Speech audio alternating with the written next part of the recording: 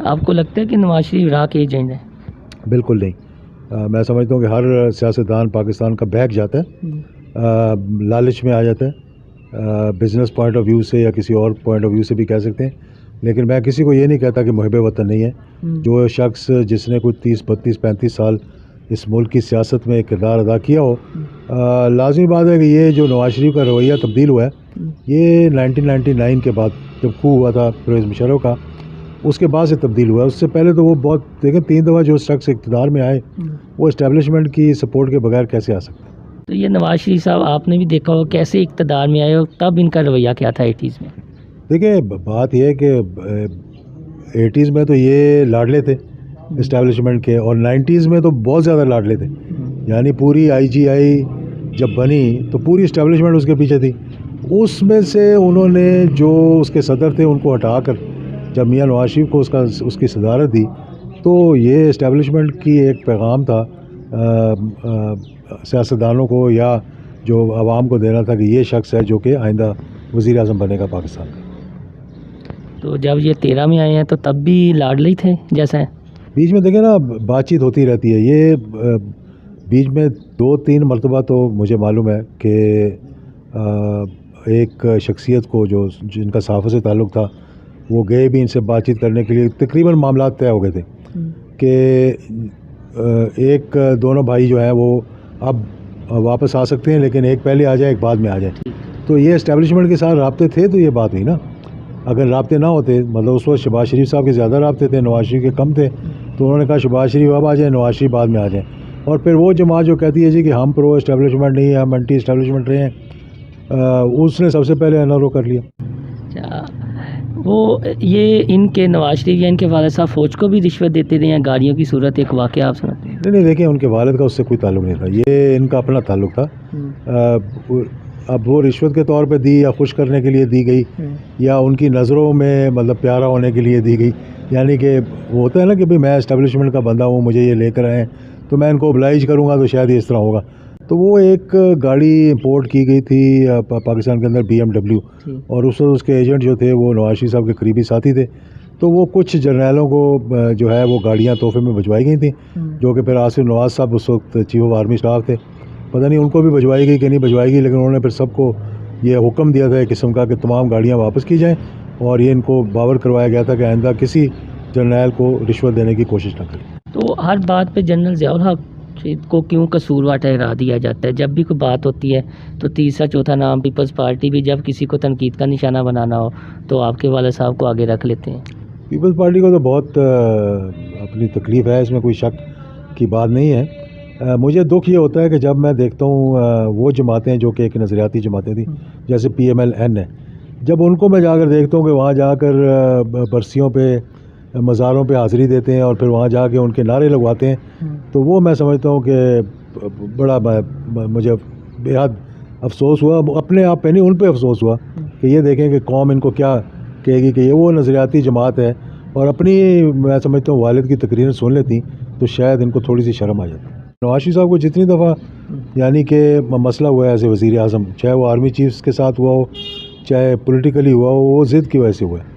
यानी उनकी तबीयत में ये चीज़ है कि कहीं जाकर अड़ जाते हैं तो फिर अड़ जाते हैं। तो पॉलिटिक्स के अंदर ज़िद नहीं होनी चाहिए। लास्ट में धमाके, एटमी धमाके, वो कहते हैं ये एटम बम भी हमने बनाया, नवाज शरीफ का ही धमाका है।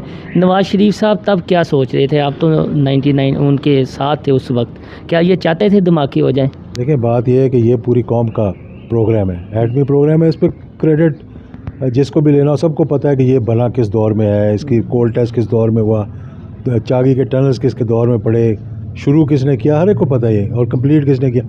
इसका क्रेडिट नवाज शरीफ साहब को भी देना चाहिए कि धमाका उन्होंने किया, चाहे करवाया गया लेकिन हुआ उन्हीं के दौर में है और उन्हीं के कहने पर। यानी ये चाह रहे थे कि हो जाए या करवाया गया? नहीं देखिए, उनको तो एक बीच में जब टेम्पटेशंस होती हैं और ख़ास तौर पर अमेरिका की तरफ से कोई धमकी आ जाए, तो ऑफ़र आ जाए, तो वो परवेज़ मुशर्रफ साहब नहीं बर्दाश्त कर सके, तो नवाज शरीफ साहब कैसे बर्दाश्त करते। लेकिन उस वक्त भी ये फ़ौज का फ़ैसला था कि धमाका करना।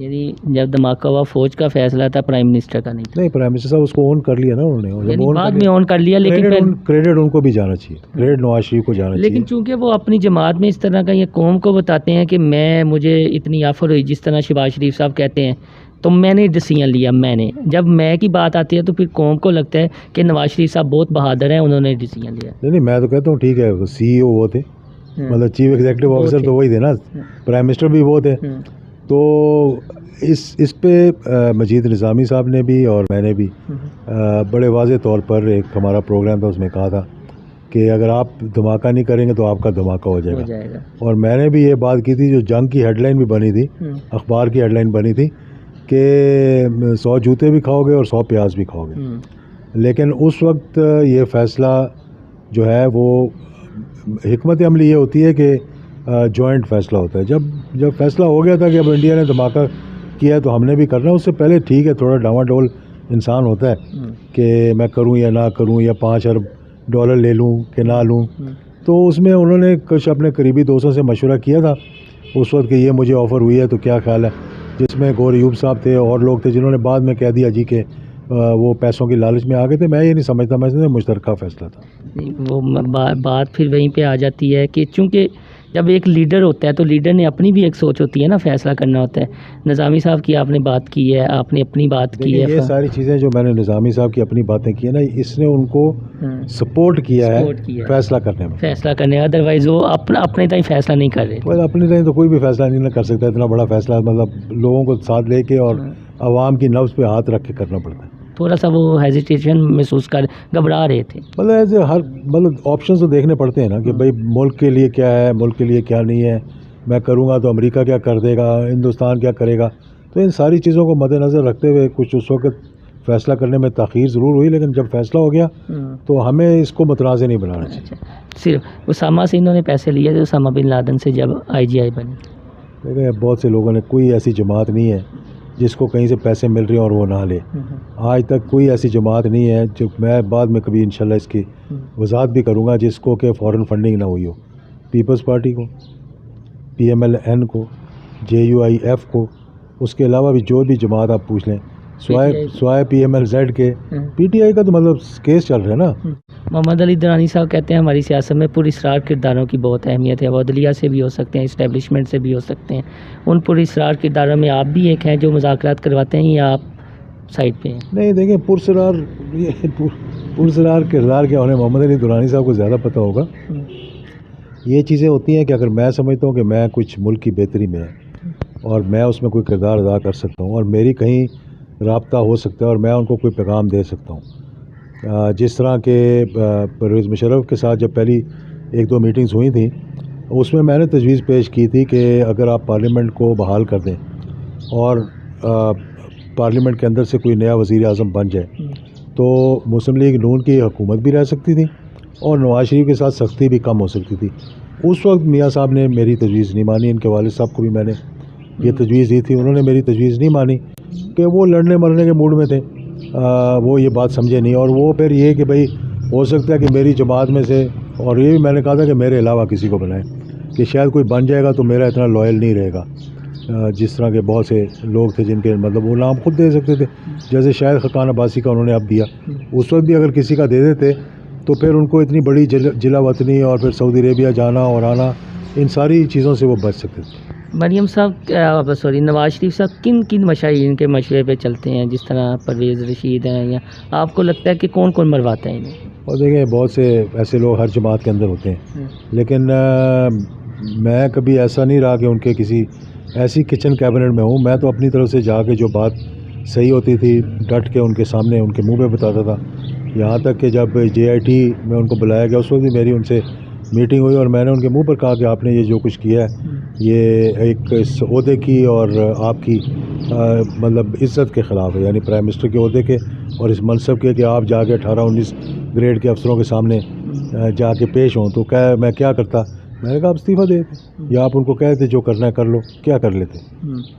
यानी चौधरी निसार साहब और आपका ये मशवरा था? चौधरी मुझे पता नहीं, चौधरी निसार, देखिए चौधरी निसार उनके बहुत करीब थे, मैं इतना करीब नहीं था। चौधरी साहब क्यों खामोश हैं, क्या वक्त आने पे बोलेंगे? नहीं, वो चौधरी साहब जितना बोलना होता है वो बोलते रहते हैं जब, और वो भी एक अच्छे पॉलिटिशियन है, लेकिन उनके स्टाइल पॉलिटिक्स का मेजॉरिटी सियासतदानों से फ़र्क है। मरियम को लास्ट में बता दें कौन सी चीज़ नहीं टिकने देती? चाचा जेल में, अब्बा जी बाहर, लेकिन वो उंगली हिला हिला के ये एक सियासत कर रही है, क्राउड को देखता है जब सियासतदान, तो वो फिर ये नहीं देखता कि मेरा चाचा जेल में है या मेरा क्या भतीजा जो भी लगता है मतलब कज़न जेल में है।